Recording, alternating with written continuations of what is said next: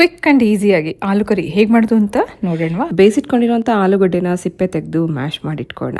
ಒಗ್ಗರಣೆಗೋಸ್ಕರ ಬಾಣಲಿನಲ್ಲಿ 1-2 ಸ್ಪೂನಷ್ಟು ಎಣ್ಣೆ ಬಿಸಿ ಮಾಡ್ಕೊಂಡ ನಂತರ ಸಾಸಿವೆ, ಜೀರಿಗೆ, ಉದ್ದಿನಬೇಳೆ, ಹಸಿಮೆಣಸಿನ್ಕಾಯಿ ಹಾಕಿ 1 ನಿಮಿಷ ಇದನ್ನು ಫ್ರೈ ಮಾಡ್ಕೋಬೇಕು.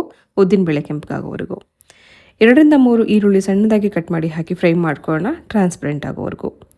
ಆನಂತರ ಇದಕ್ಕೆ 1/4 ಸ್ಪೂನ್ ಶುಂಠಿ ಬೆಳ್ಳುಳ್ಳಿ ಪೇಸ್ಟ್, ಅಚ್ಕಾರದ ಪುಡಿ, ಜೀರಿಗೆ ಪುಡಿ, ಅರಿಶಿನ, ಉಪ್ಪು ಹಾಕಿ 1 ನಿಮಿಷ ಮಿಕ್ಸ್ ಮಾಡ್ಕೋಬೇಕು ಸಣ್ಣ ಊರಿನಲ್ಲಿ.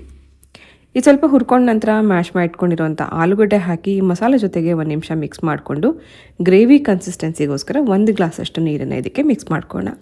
ಆಲೂಗಡ್ಡೆ ಆಗಿರೋದ್ರಿಂದ ಕುದೀತಾ ಇದ್ದಂಗೆ ಈ ಗ್ರೇವಿ ಥಿಕ್ ಕೂಡ ಆಗುತ್ತೆ, ಅಂದರೆ ಗಟ್ಟಿನೂ ಆಗುತ್ತೆ. ಪೂರಿಗೆ ಒಂದು ಬೆಸ್ಟ್ ಕಾಂಬಿನೇಷನ್. ಆಲೂಗಡ್ಡೆ ಪಲ್ಯ ಮಾಡುವಷ್ಟೇ ಸಮಯದಲ್ಲಿ ನೀವು ಈ ಗ್ರೇವಿ ಮಾಡ್ಕೋಬೋದು.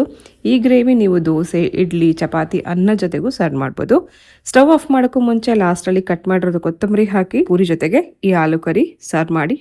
ಟ್ರೈ ಮಾಡಿ ಹೇಗಿತ್ತು ಅಂತ ಕಮೆಂಟ್ ಮಾಡಿ.